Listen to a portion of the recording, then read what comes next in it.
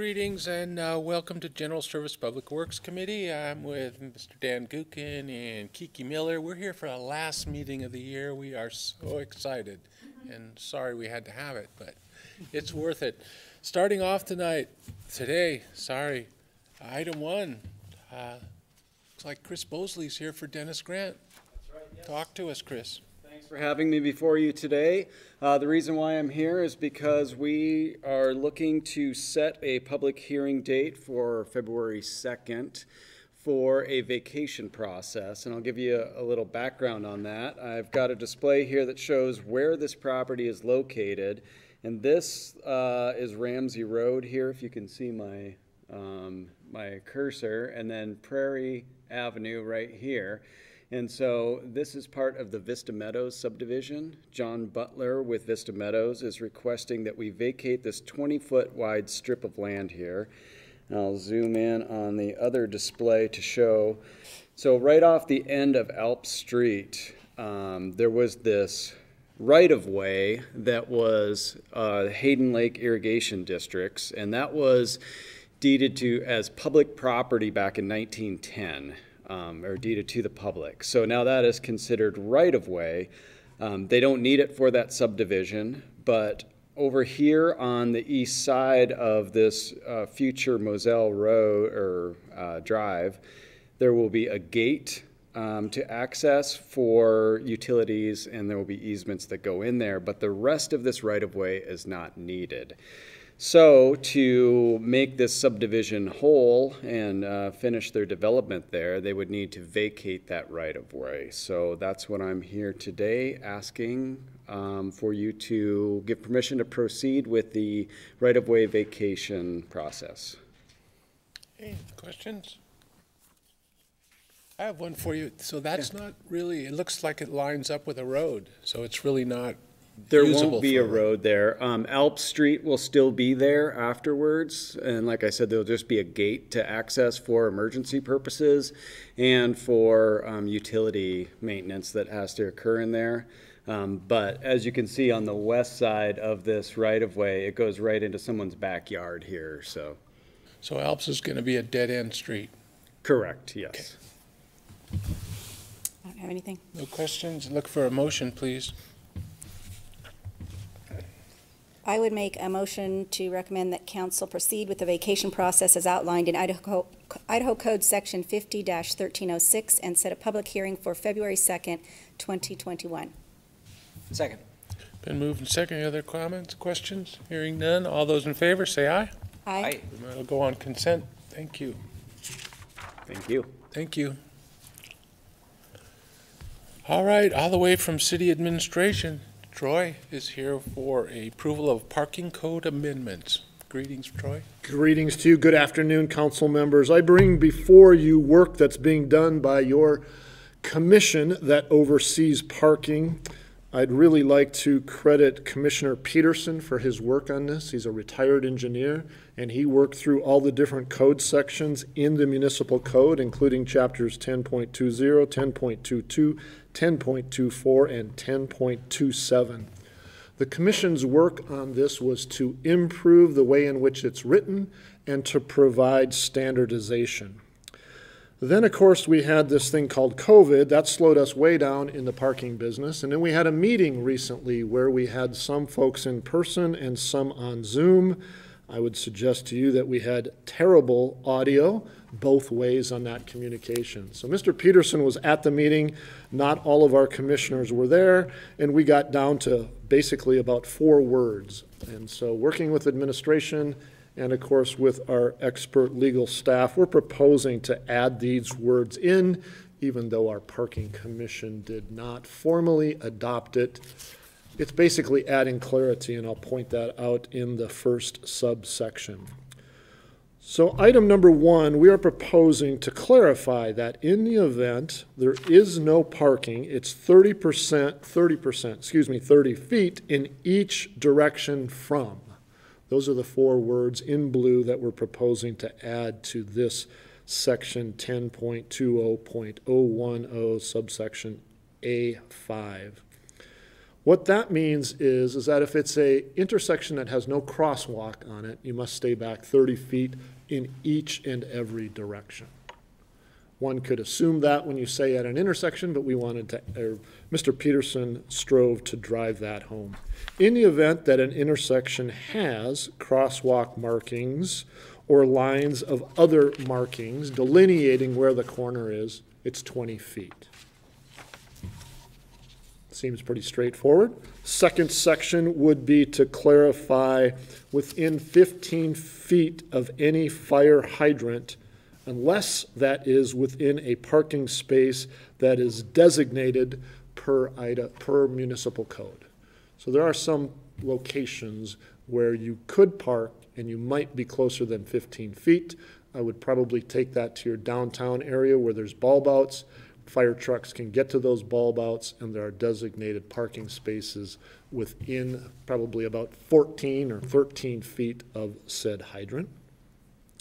This update and modification eliminates Christmas Eve as a holiday. That had been in practice for quite a while. And then the final upgrade and modification speaks to 15 minutes, in that it is only applicable when we have enforcement, which is from 9 a.m. to 6 p.m., except Sundays and holidays. Just clarifying what the 15-minute parking is. So I bring that to you after many hours of work, lots of review, and a great detailed guru that climbed through every one of our municipal codes. And I need to give a shout out to Mr. Adams as well for double checking it. I would stand for any questions. Yeah, thank you. So if I understand this correctly, Troy, thank you. If there's a curb on the intersection, it's 20 feet. If there's no curb, it's 30 feet. I would suggest to you that it's if there's a crosswalk that's delineated, not a curb, because we have lots of curbs. So it's the delineation going across the intersection that is the change. So you have a intersection with no crosswalks, they have to park 30 feet back. You have an intersection that has one crosswalk, say, on the east side of the street.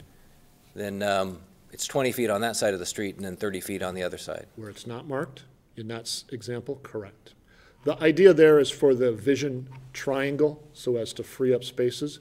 Where we're putting in crosswalks, our engineer is double checking to make sure that we have good delineation. And so, and the 4 words added were in each direction from? Correct. Okay. And then 1 word eliminated, which was of. Of. How many tickets do we write for people who park too close to intersections?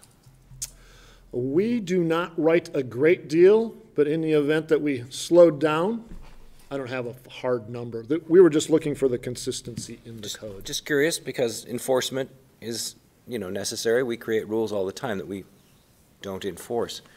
Why eliminate Christmas Eve? Because we still patrol on Christmas Eve. We don't patrol on Christmas Day? We don't. So have at it. We being Diamond. Oh, Diamond. Correct. The enforcement area that's overseen by the contract. Okay, so they enforce on Christmas Eve. Correct. Okay. Yeah, the 15-minute thing I don't have a problem with. That would apply to these 15-minute parking spaces that I just discovered were in front of City Hall? Yep. Yeah, okay. All right. Thank you. Kiki. So the setbacks, I understand the safety reason and visual, but this means the 30 feet with no crosswalk, 20 feet on the side of a crosswalk, and 15 feet for a fire hydrant. That's whether the curb is painted or not painted, and will they be painted? I'm going to answer your last question first. Good. The city would prefer not to paint curbs because it's very difficult to see in the wintertime. And the maintenance on that is an ongoing annual that we strive to avoid. So that would end that. And yes, you are correct on those footages. This standardizes it throughout all of those codes. So it's going to be up to the person driving to assure they can gauge how far 20 and 30 feet are and stay back from the intersection and know this code depending on a crosswalk or not a crosswalk. As per the existing code, yep. This is not new, it's Not just new. cleaning it up. Okay. So I'm just public information wise, just trying to say how are we making sure they know about that. And then they aren't actual parking places within that 30-foot zone at all. Nope. So all the ADA compliancy is within this as well. It is. Okay. Yep.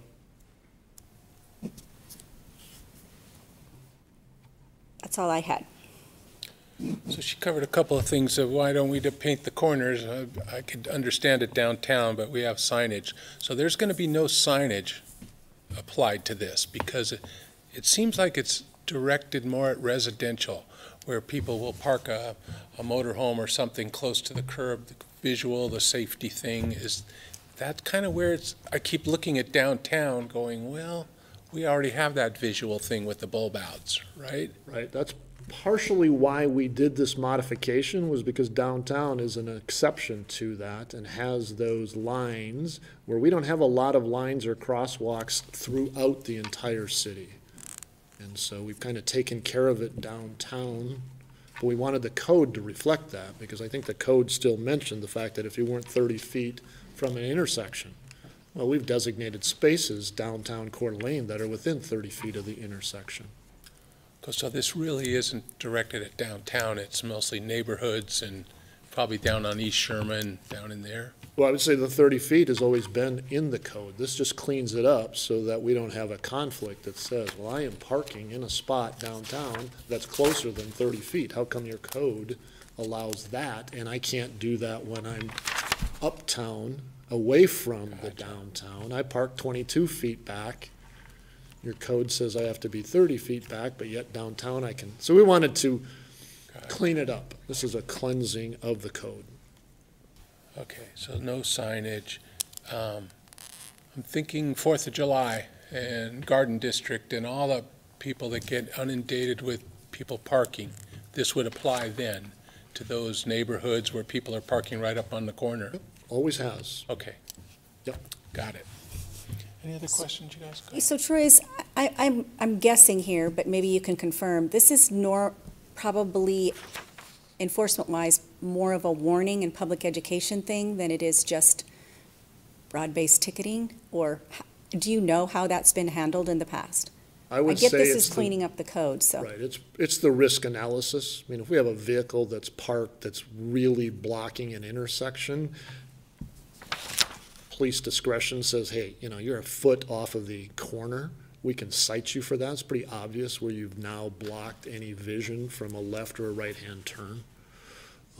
So what we want to do is make the code readable and understandable where you're at, and then how the police can then look at this and say, okay, there's a crosswalk. They've got 20 feet. If you don't have the crosswalk, it's 30 feet. Yeah, and if they're 28 feet back, not 30, they're probably not close. going to be subject Probably to not, an yeah, infraction. Okay, But you have to have a whole number, so that's why we put That's that true. in there. All right, no other questions? Look for Oh, no, I just want to make a comment if I could, please, Woody. Sure. If your goal was to make it readable, I don't think you passed. It just, to me, it's confusing. And the old code, the current code, seemed to make more sense, because it actually looks like we're not really changing anything. It's still within 20 feet of a crosswalk at an intersection, and that's really clear in the current code. And in the new code, it said within 30 feet of the point of an intersection. I mean, this is just really clunky. And that's what I'm struggling with, is how difficult it is to read the new language. It just doesn't flow well. It seems confusing. It's like it's 20 feet, it's 30 feet. And I know we're not really changing those distances. I mean, it's just rewording it. I just wish it was more clear. I don't know. I mean, can you guys read it and figure it out? Who was it who said that if a fourth grader can read the law and figure it out, it's good? Yeah. Do people read this, or is it more as interpretation from police, ticket writer, that type of thing? When I got a ticket, 100 years ago, downtown for parking too close to the intersection, Fred got his tape measure out. Yeah? And actually showed me that I was like 16 feet from the crosswalk or something. Oh, yeah, so that's my experience. Oh, yeah. So, yeah, I got a ticket. But, what Kiki was saying about informing people and letting people know, I mean, I think people are just like, well, I know I'm not going to park right spot on the curb. you know, you're gonna park out back, but how far back is back? At downtown, it's marked. Some places it's marked. Yeah. And then I have an issue with the lack of enforcement, because that also doesn't help if people are parked close to the curb in a neighborhood or something like that, and it's consistent, and then all of a sudden someone gets a ticket, they're gonna think it's unfair. So it's weird, but let's kick it up to council and see what we say. Can we have the chief at the council meeting and talk about how many tickets they issue, or whether that's a priority for them, and how they do education? Yes. That would be awesome, thank you. Might also suggest a visual, so you guys could show us those, Yes. why it's that way, so that what do you call it, the visual thing? Triangle. The safety. Engineering diagrams, It'd be I'm nice sure. graphic just to have. Chris, you probably have that in your pocket, don't you? No? And I think, you know, Dan, I can agree with you somewhat, but I think people don't, the average driver goes through driver's ed and is taught, this is how far back for visual you have to stay. And I don't know, I don't know if this matches up with what the average driver taking a driver test, or a new person moving to this area, if it's the same distances. But having the, 15 feet for a fire hydrant, 20 feet for this situation, and 30 feet for this situation, I don't know if I could really tell the difference between the 20 and the 30 feet. How long is my car? So I guess if your goal was consistencies, to be able to say this follows what a driver who was moving to this area or learning to drive would have passed a test on for parking back from an intersection or a fire hydrant, and then keep it one length rather than multiple, if there's a way to do that, would seem like it's more consistent and simplified. But I do agree we should, kick it up and see what happens. So for clarification, the consistency was not about that. It was about your existing code and bringing it into a format that we don't have inconsistencies within city code. And the real estate side of this would be attempting to keep as many car parks available as possible, understanding that fire needs to access those hydrants and things. So I just want to, Sure. your commission put, I'm about 8 months into this, COVID slowed us way down, just to go through and do what you are doing as well. How far do we go with this? And so we are bringing consistency to existing code, not attempting to tie it into another state. Got you. And that makes sense to have it apply, so it makes sense too as to why it's different in the downtown overlay than it is in the residential areas. And so it may be as simple as it can be, and it's never going to be more, it's maybe as just clean as we'll get it, but. Well, it may not be perfect. I would totally agree. We've heard 4 words being spoken about, so that's what we're here to do, is clean it up, make the code the best that we can, and simultaneously protect folks at intersections that are a challenge. I guess we kind of get down in the dirt, looks like we're changing something, we're really not, we're consistent. But these are the types of things we hear about in parking in neighborhoods and all that impact. People have a wreck and there's people parked right up to the corner and stuff. So, yeah, we're kind of more in the reality check. I mean, it's nice to have this clarified, but I guess our questions are more geared towards what people would ask us. What were you doing? Well, 20 feet here. And I seem to remember as a kid, you learned that in driving, right? Your distances and stuff, but that was so long ago, I maybe don't remember. So you guys, anything else? No, but I would make a motion that council approve amendments to section 10.20.10.010A, 10.22.100C, and 10.24.020A, and repeal of 10.20.060C of the Municipal Code of the City of Coeur d'Alene in regards to parking regulations. Thank you. Second. Any more discussion? All those in favor say aye. Aye. And that will be on the agenda, please. Thank you. Well, here's the highlight of the evening. Hi, Renata. Afternoon. Your other spot today. Yes, and we have several team members here that assisted with this item and presented to the other committee on my behalf, so I appreciate Randy and Troy taking the ball. So I'm bringing forward an item for a policy on public comments. As you may or may not know, Idaho Code does not require the public comments be on your council agenda.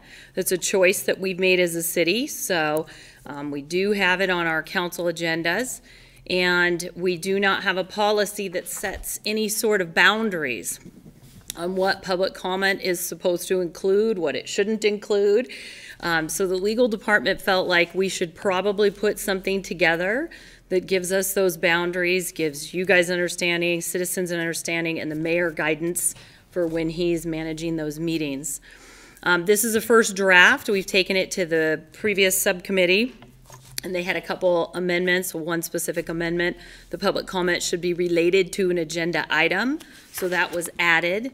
We reformatted the policy so it's numerical, so if you guys want to talk about certain ones, pull them out, add more, it's a little easier to reference it by number. And really, this is your opportunity as a council to have this discussion of what you would like to see in the policy. And so we are here to answer your question and seek your guidance of what you'd like to see in this policy. And then it will be brought forward to the entire council for final approval. So I have to start off with a question. What's behind this? Why is there the need? What do you guys see that I'm missing? I think as we grow and we see more public comment, and then the debate about whether people should be able to come in and complain about employees and bring personnel issues up, that probably was a precursor to this. And then Randy, if you want to step in on the legal end of it, we really felt like there needs to be something to be able to guide us. And and what I did was did some legal research on the issue of public comment and found that most courts that have addressed the issue have said that if you do not have a written policy adopted by the governing body, then any restrictions you may have are unenforceable.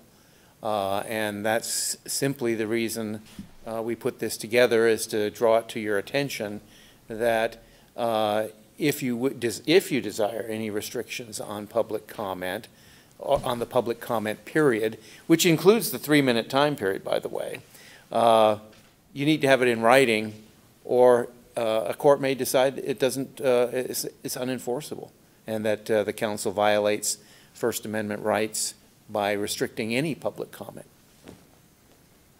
So you're saying that you don't have to do it, That's number correct. one. If you do it, you can't put any restrictions on it as we do. 3 minutes, don't talk about the staff, don't yell at us, don't talk about money, don't talk about anything but what we're talking about on the agenda. Yes? That is one suggestion for the policy. The idea that you can't talk about something on the agenda is merely a suggestion from a council member. It's not a requirement. But the 3-minute rule, if you want to prohibit people from making complaints about specific employees, all of those have to be in writing and an adopted policy in order to be enforceable. And this merely sets out a number of areas that you can but are not required to govern on the issue of public comment. So let me ask, Renata, you've been here many years through many mayors, what, have you seen anything in the past that makes this feel better for you to I think this is really more for the council and the mayor in management of those meetings. So as you see more and more people coming up for public comment, do we allow 3 minutes, 5 minutes, 10 minutes, or an endless period of time? What Randy's saying is, at this point, we really don't have anything to stand behind to even limit it to 3 minutes. So I think in that regard, just even some basic stuff will help, and it's something we could post on our webpage. You know, people can't shout things out from the chairs. They have to come up to the podium and be recognized by the mayor before they speak. Excuse me, that way we get on the microphone and the cameras and everything's recorded appropriately. I think, you know. Repetitive comments. Repetitive comments, then the mayor can say, don't give us the repetitive stuff. Then we have some sort of basis to point to that is the guidance for everybody to use. But it's really just setting the playing field, I think, and making sure everybody knows the rules. Okay, go. Thanks, Woody. Dan, I'm sure you have a bunch of comments, and if you want to go first, you're welcome, but I just have questions. Please ask your question. One is, my understanding and in training that I've gone through is that how public comments were handled were under the purview of the mayor who's running the meeting. And so I think that it would be good to have some sort of policy so that all of the council members know what kind of playing field the mayor's operating the meeting under, and the people who are coming to the podium know what kind of what the basic rules are too. I have a question on how this affects all public meetings, or is this a policy that would apply to just council meetings? It would apply to any of the meetings that have public comment. So not all of our meeting agendas have public comment, like this meeting, the subcommittee meetings don't have that. Some of the other subcommittee meetings don't have that. You know, like the CDA TV committee, we don't have a lot of participation from the public, so we just stick to agenda items. So anyone that would have it, one of our subcommittees. So I'm a liaison to two that do have, the library board has public comment, and the Historic Preservation Commission has public comment listed on their agenda. So I guess what I'm wanting to clear up is that this policy, if it's a citywide policy, these policies will apply to any publicly noticed meeting. Is that, or will their policies be separate for each of these? How does this affect the other committees is what I'm asking. The current way it is written is that it would affect all city subcommittees, commissions, boards. The library board, of course, is separate and is governed by different statutes, so it may not apply to the library meetings. But any of the city committees or commissions or boards, it would apply to, unless council doesn't want to apply it to the other commissions and boards.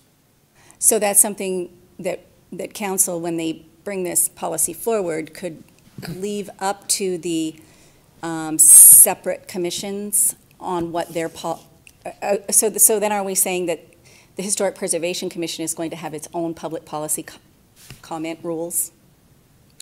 I don't think it would be wise to have different rules for different commissions, but that's not my call. I just want to read one thing from an attorney that I found from representing the city of Chicago when they had to deal with this. And she said, the important thing for public bodies to remember is that in order to enforce any restriction or limitation on public comment, the public body must have adopted written rules for public comment. And that's kind of what the genesis of this is. What those rules are is entirely up to council. Okay. But it's legal's recommendation that if you wish to restrict public comment in any way, that you should have it in a written policy. Okay. Well, good. We'll tackle how it affects other commissions when full council is able to discuss it. Another thing, I don't think limiting a person's public comments to what is on the current agenda is appropriate. I think the public comment piece, the reason it exists is for people to bring forward things of concern so citizens have an opportunity to speak to council. So I would totally strike that, rule number 2, and leave the rule number 3 in, that it's not intended for matter of personal or commercial businesses, but any matter of city business should be able to be brought up by the public. My other thing is regarding rule number 11.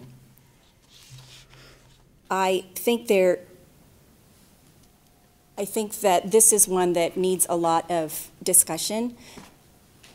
Oftentimes, people come to the podium, and as a council member, I have questions about why they're bringing their topic up. Has this affected them in a certain way, or is there more information? Or oftentimes, I'd like to see some follow-up that person's issue or comment or circumstance. I'll use cats and leashes. I know that Chris Copstead will be happy I brought that up, but His legacy. But you know, at that point, I think other if somebody's bringing that to the podium, a new council member may not know that that had been historically a topic, that it had been discussed and it had gone through. And so to be able to somehow incorporate questions being asked, and I would think that if the mayor was running the meeting, that questions could be addressed to the mayor and forwarded back to the person at the podium or forwarded back to a staff member. But I'd like to see some more work on how council can be engaged in assuring that the citizens' voice is being heard and that their problem or their question or their comment will be addressed in some way. So that the back and forth debate, I don't think should go on a personal basis between a council member and whoever is at the podium. I think that could be a very intimidating situation for someone coming up to the podium, and the council member may not have all of the information surrounding cats and leashes. So I don't think that that's appropriate, but I do think something else needs to be added to Rule 11 on how that works. My other comment was on Rule number 13, and this says about complaints. This could be comments. This could be any kind of information, and I think that elected officials and appointees should be added to that list with city staff. So we're saying complaints about city staff or Elected council officials or elected appointees. There's some people don't agree with some planning and zoning commissioners' decisions. So I think those should be directed directly to the city administrator, not brought up in public about that situation. So I just think there needed to be a little bit, maybe a conversation about a broader list of how that should be handled. And then some assurance about comments of how that this policy does address that, sometimes they have a legitimate grievance about something that happened. So the fact that, well, it'll be addressed to the city administrator, well, how will council know if this city administrator ever did anything about it? So that would be, that just seemed a little open-ended, and those are some of the concerns. I think that my bottom line is I do think there should be a policy in place. I think that limiting what the public says and how and all of that shouldn't be the goal. I think the goal should be creating a level playing field so that council, staff, and the person commenting all are playing by the same, set of guidelines. That's all I have. Very good. Thank you, Woody. Mr. Gookin. Yeah, this is clearly a violation of the First Amendment. I would never support it under any circumstances. Not just throttling free speech, but the right of a citizen to petition the government for a redress of grievances. It's no way in hell I'd ever support any policy to muzzle the public. The mayor runs the meeting. Mayor determines what goes on, and I think the current mayor has done a good job in his judgment, which should never be codified because it's his judgment. That's why we elect him as mayor. So he makes that call. I don't worry about the 3-minute time limit because he can set that during the meeting. He shuts us up all the time. He has the power during debate, during deliberations, to pound that gavel and shut us up. That is his authority. No one questions that. He can do that to a member of the public, too. If you don't want to hear the public speak, just eliminate public comment, which we can do. But if you're going to allow the public to speak, they can speak on any topic they want to. They want to talk about Bigfoot and UFOs. We had that guy who used to come and do that. And we were very polite, and we sat there and listened to him while he spoke. I think they have a right to criticize employees. I see nothing in the Constitution that says that if you're a government employee, you are completely immune from any type of criticism. Now, it's rude. I would prefer they didn't do that. And I actually think the mayor has the authority to say, please don't mention individuals by names, which again is his call or her call.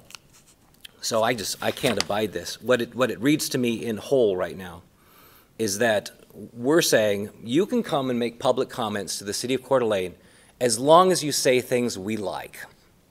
And that is just government censorship right out of a totalitarian nightmarish hell that I don't want to live in. Reed versus the town of Gilbert was a decision made by the Supreme Court in 2015.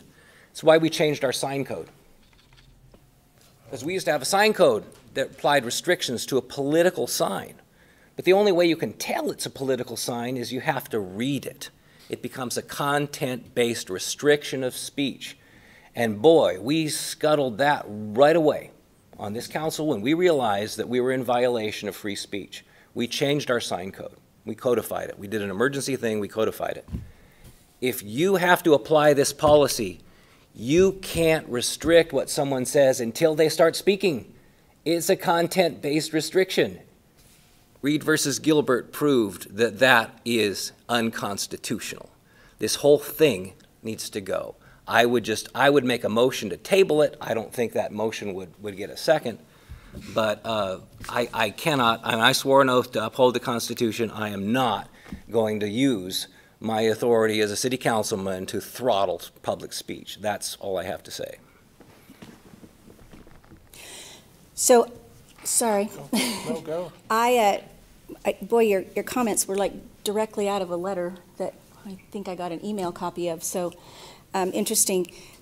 I didn't read this as throttling or anything else. I am reading this as something we need to discuss and decide as a council whether we're going to have information that our mayor is going to govern meetings by. And I don't have a problem with the mayor and how he's run our public meetings at all.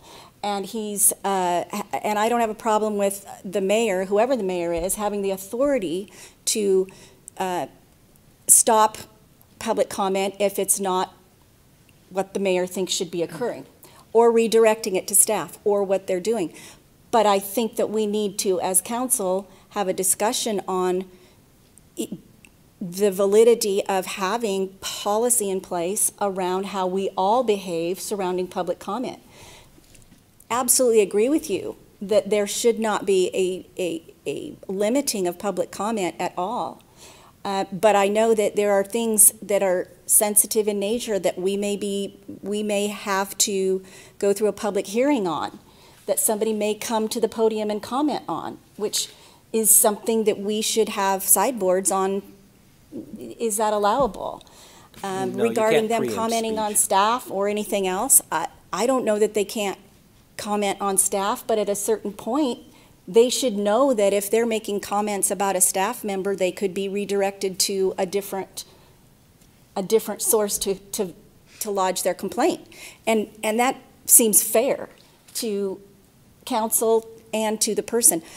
I am feeling like this is a way to help the person who's giving public comment be more comfortable coming to the podium and speaking freely about what their issue is. So I don't see this as a throttling in any way. I think it's giving council more control over what the comments are and how the mayor directs those comments. And I'm all for council being more receptive to public comment. So just a couple thoughts. This is confusing me a little. So if somebody wanted to get up and talk about an employee that did something great, did something good, not just the negative side, what about the positives? Content, how many times have we listened to G5?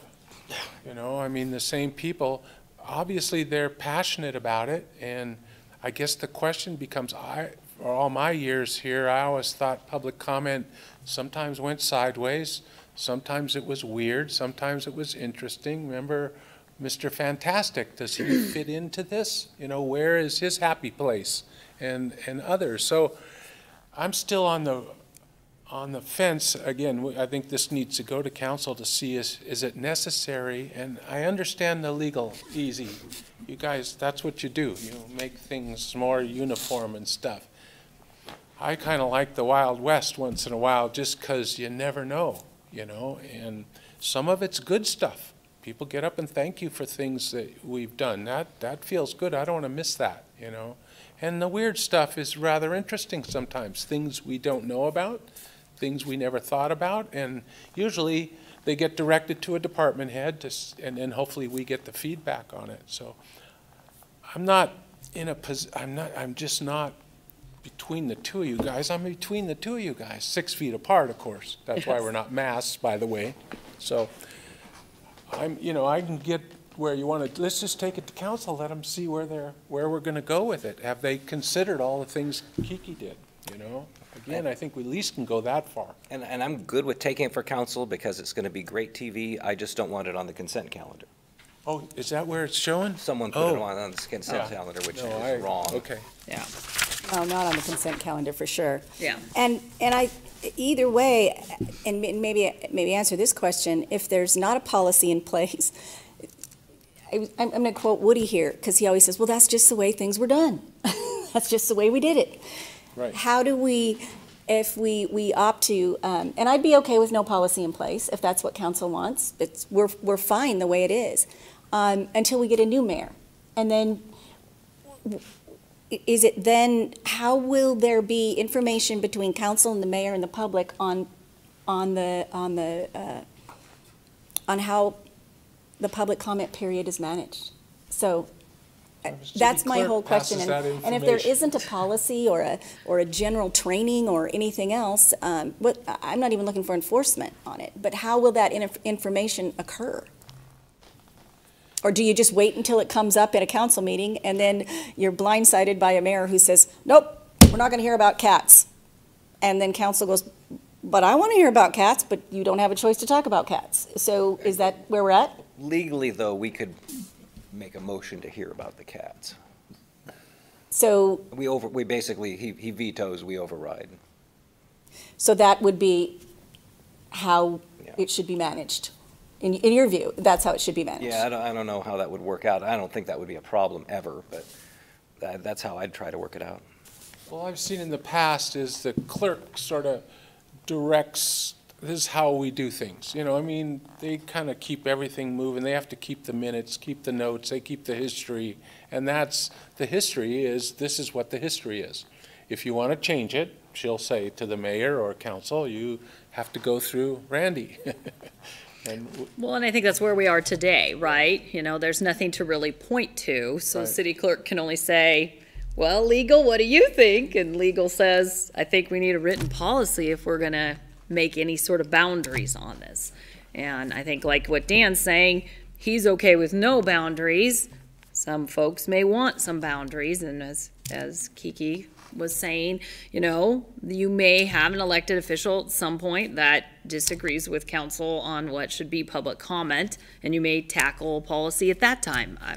We're just bringing it forward for your information to start those conversations, and we're not set on a tight time frame. This is what's supposed to happen, is to engage you guys and have the debate and open meetings, and that's what we're here for. And I think the last subcommittee was two council members. So bringing it forward to full council, you'll get another person's input. And again, it can be tabled at that time. It can be sent back to the staff for more information and research.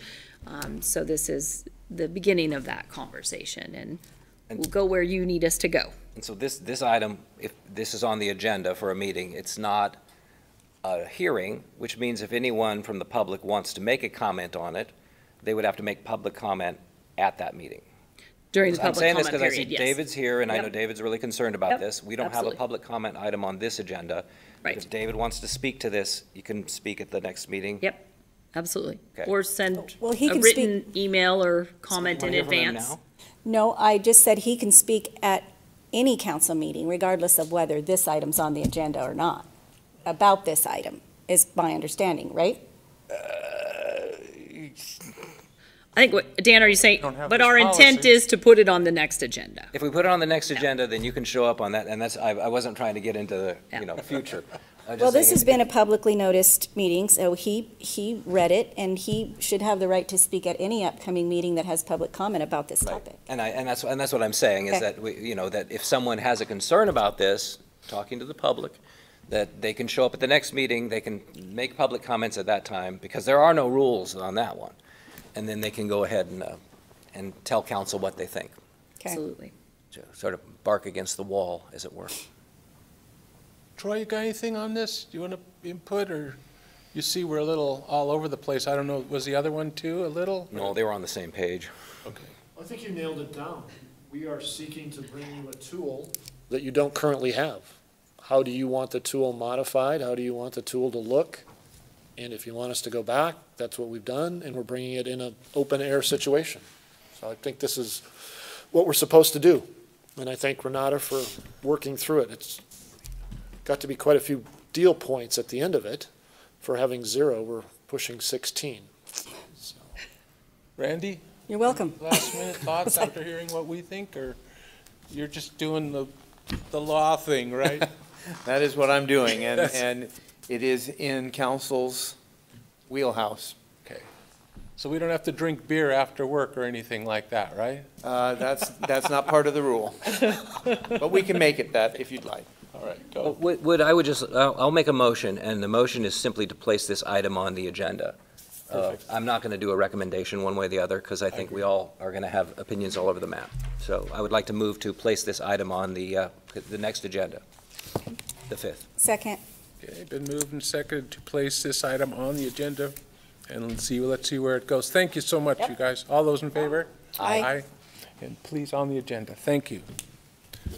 All right, the highlight of the day, Thank God. Hillary from the It'd be a little planning. more controversial, Hillary. Yes, I'll try and make it that We're way. getting the full meal deal here today. Right? Well, good afternoon, council members. Must be close to the holidays, right? Yeah. That's right. Well, this is part 2 of the show and tell for the planning department, coming and talking to this subcommittee. So telling you a little bit about the planning department. So I'll kind of give you an overview of who we are, what we do, and then talk about current efforts, goals, and accomplishments. So I thought this would be fun to include on the slide of who we are, because a lot of people get confused on what do planning departments do, right? So we have some fun images from well-known shows on there. Of course, Parks and Rec, probably the most well-known, Who is the city's Ron Swanson? That's what I want to know. right? I'm not sure. We don't have one, which is maybe a don't think good we thing, have right? So, and then, of course, Utopia and Portlandia. So we are not any of those. Obviously, there's little aspects of things we do with our public meetings that fall into some of those, but thought that was fun to show you. So here's kind of a little hierarchy chart of kind of how we're structured. So we have 7 team members. We have the planning technician is currently vacant. We're working on filling that right now. But as you can see kind of on the left side, the bulk of us are in that area with really the planning and zoning.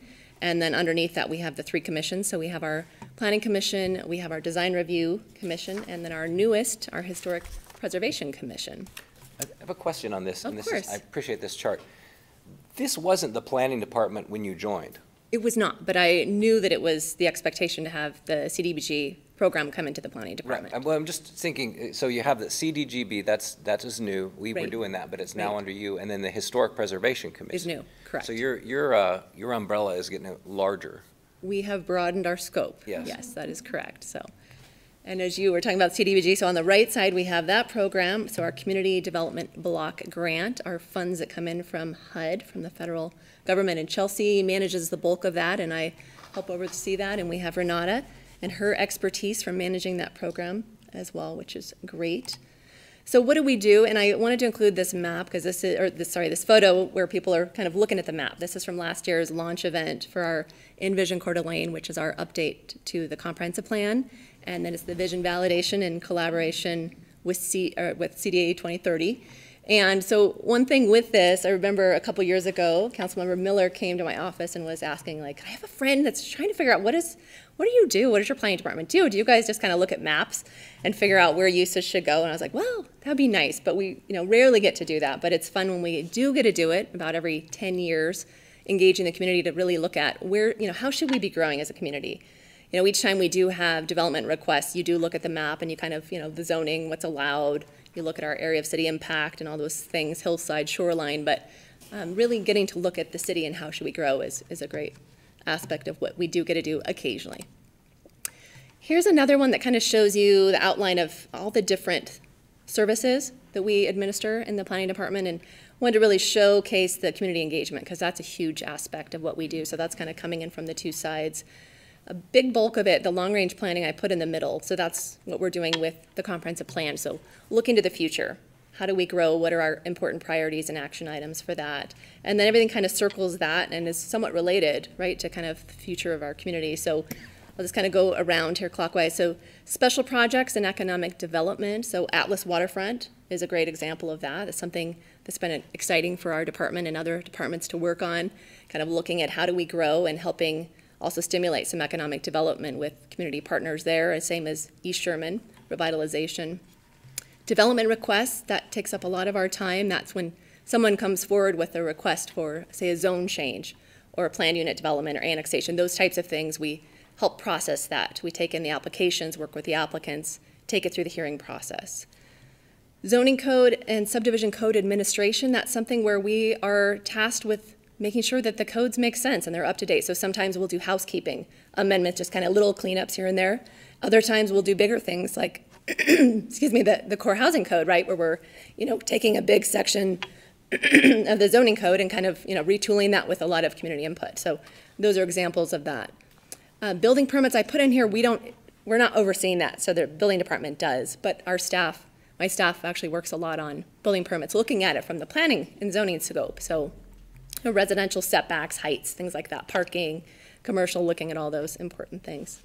Historic preservation is a new one, as we talked about, and that's going to be great to kind of roll that in with our comprehensive plan as well and getting that historic preservation plan off the ground. And then the CDBG, the other newest addition to the department, kind of making sure we're administering those funds responsibly and assisting our low and moderate income residents. So some current efforts. So long-range planning, I talked about Envision Coeur d'Alene. And with this, so not only is it a management tool for growth, but it's also can be looked at as a strategic planning tool. So a lot of communities actually look at a comprehensive plan, not just for how should the community grow, but looking at priority action items. And then each year at budget time to kind of use that as a tool to kind of figure out how can we allocate funds, what are our community's priorities.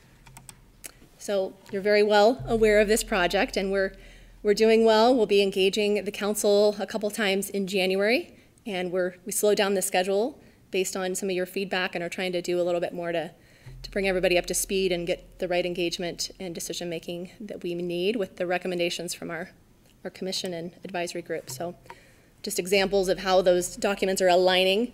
We'll be rolling in the comp plan with the different CDA 2030 documents as well. Here's just a slide showing kind of the community engagement, because this is key to this project, is really how much we've done through the partnership with CDA 2030 is to really make sure we're getting out and getting community input in the process. And so it's been really valuable to have our advisory committee and the focus groups, because they're really kind of a cross-section of our community members, and all of those meetings, all the online surveys, all the engagement, the mapping exercises, all of that's been great, as well as, of course, direction from council. So on the growth management side, what we do is we do work with KMPO as well to kind of help them figure out for their growth projections, where do we think growth is occurring? And so through our Envision Coeur d'Alene project, we're working with those numbers that KMPO has. So if you kind of look at the slide here for 2040, we're close to 85,000 is the projected for just the city of Coeur d'Alene. And so 30% growth? Lots of growth, but that's over kind of the time frame you're looking at, so it's not, obviously. We're still about 2.5%, 3% in the city, so it's pretty reasonable, actually.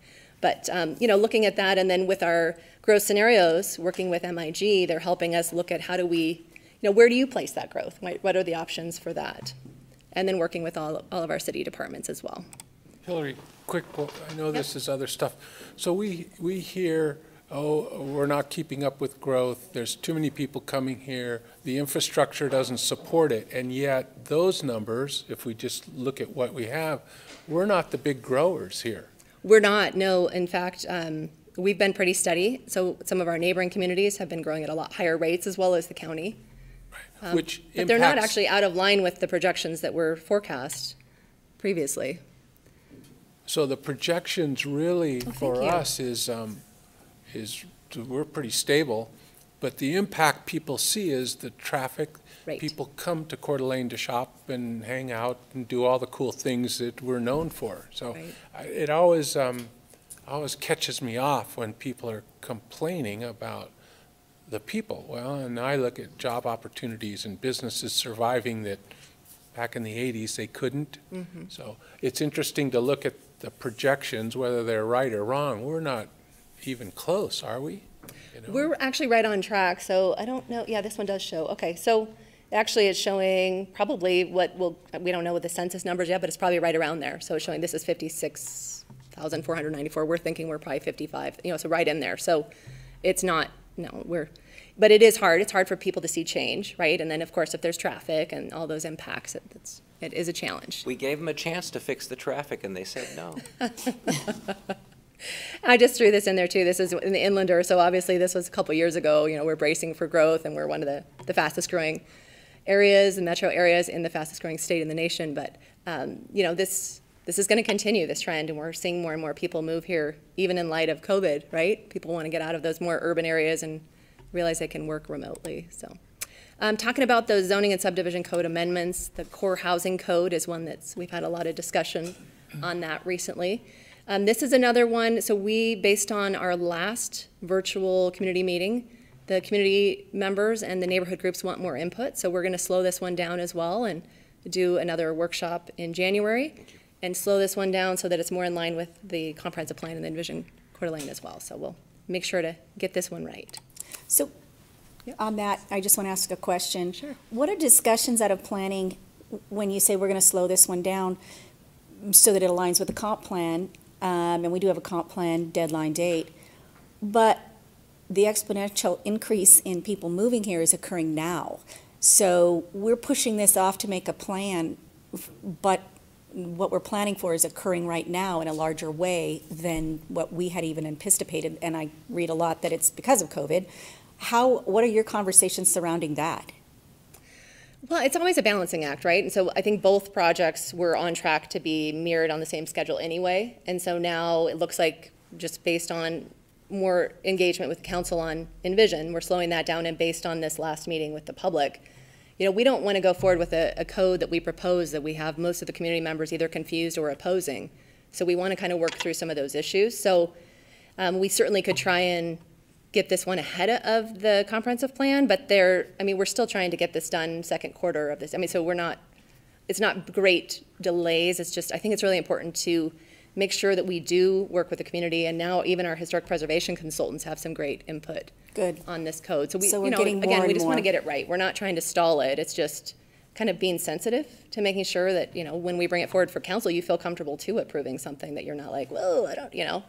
But you're slowing it down for purposes of getting more information, Correct. solidifying what the plan is, more public input, Yes, not just. exactly, not just to delay it, correct, yeah, to really work through the issues. You'd like to get it off her plate eventually. We would, wouldn't you? we'd like to check some additional boxes. It's been there a while. So special projects, already talked about Atlas, you're very familiar with that, as well as the conversations about the triangle piece and kind of just how the whole project works as a whole. This is moving forward really well, and it'll be fun to see some of the development in the first phase, so the residential and mixed use and multifamily going up in 2021. It's going to be great to see that.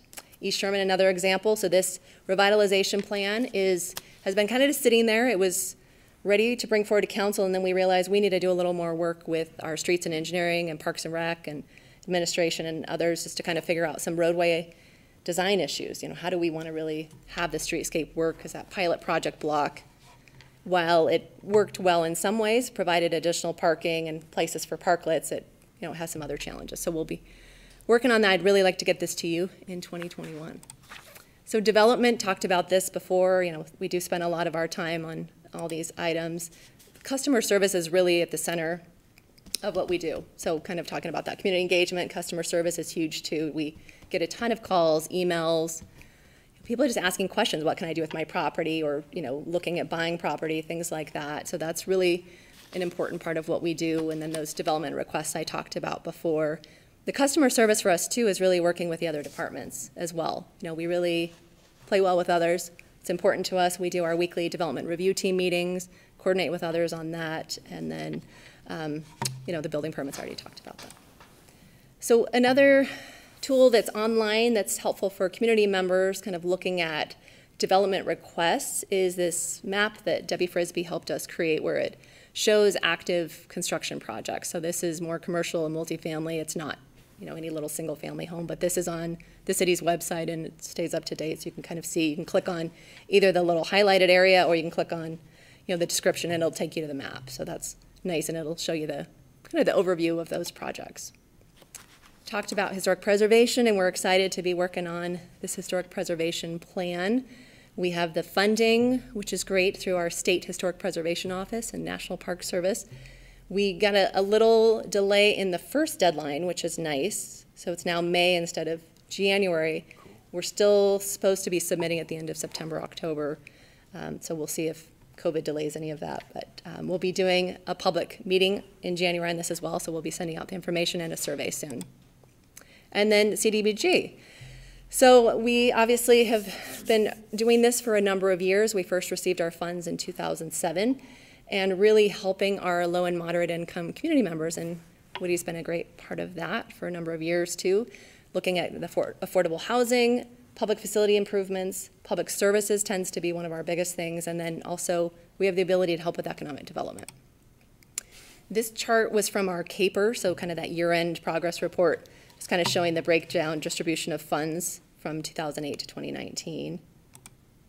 And here's some examples of our MRAP programs at the top. So the emergency minor home repair, do a lot of water abatement, furnaces, roofs, things like that. A lot of bathrooms, and now we're doing some helping people with connecting their sewer laterals, things like that. And then community opportunity grants. This is Lake City Center and their ADA restroom. So some goals. So a lot of our projects are kind of ongoing or multi-year just because they're so big. So we'll continue working on Atlas Waterfront. I imagine that's going to be a number of years. We'll get to work on that. Envision Coeur d'Alene and the core housing that I talked about, 2021, looking at hopefully the second quarter is really our goal to get both of those completed and adopted. Historic preservation plan, I already mentioned that timing. East Sherman, love to get that to you this coming year.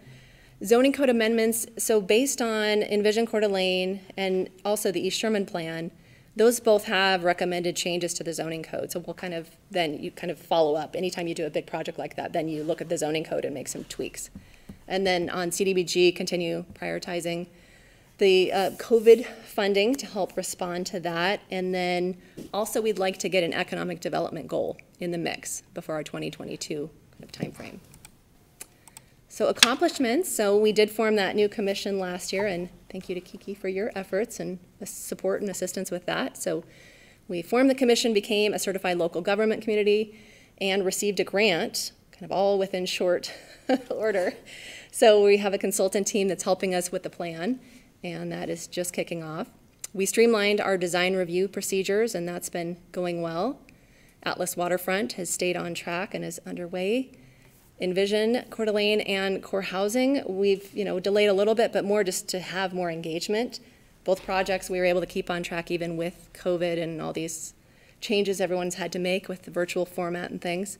And then CDBG had some great success with that. We received money we didn't expect with the COVID funds, and so Chelsea's doing a fantastic job managing her normal duties and then now taking in and helping manage the COVID funds, which is great. So doing that, we've done 4 community opportunity grants so far in 2020, the sidewalk project with our streets and engineering department, 8 COVID grants, actually that should be 9 now because now we have the Lake City Center one, funded 15 MRAP projects, and then this number also doesn't include the latest one, which is 20,000 or whatever for Lake City Center for that expanded Meals on Wheels. With that, I'll stand for any questions. So you don't really have anything to do. No, we're kind of bored, so, just kidding. We really enjoy all the projects. We're busy, very busy, but, and we're looking forward to getting our new planning technician on board. So. Excellent. So just as a looking forward with all the stuff you're doing, is next year going to be a big year? Because it looks like Envision's going to be due. The first part will be, I think, and then it'll lessen up. So that'll let us work on some other things, which will be great. Good, thank you. Yeah. So thank you for all you do, and I know that I am one council member who puts you through a lot, so I appreciate you always stepping up to that.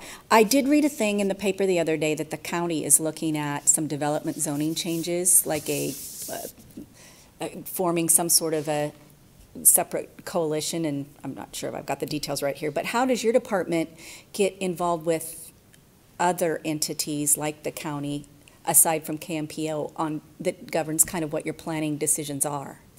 Usually it's something that when we work with KMPO on like the growth projections that, excuse me, the county and the cities will all get together with KMPO and kind of talk through different things.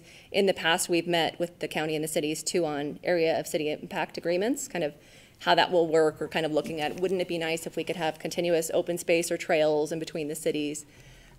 Typically, when someone's working on a code, we don't work with the other cities unless they ask for input. So, and we will share information. So we've invited other communities when we did our Envision Coeur d'Alene launch, as well as Core Housing and the Missing Middle Housing Forum. We've invited the other communities to participate in that because I think a lot of the information is valuable to share.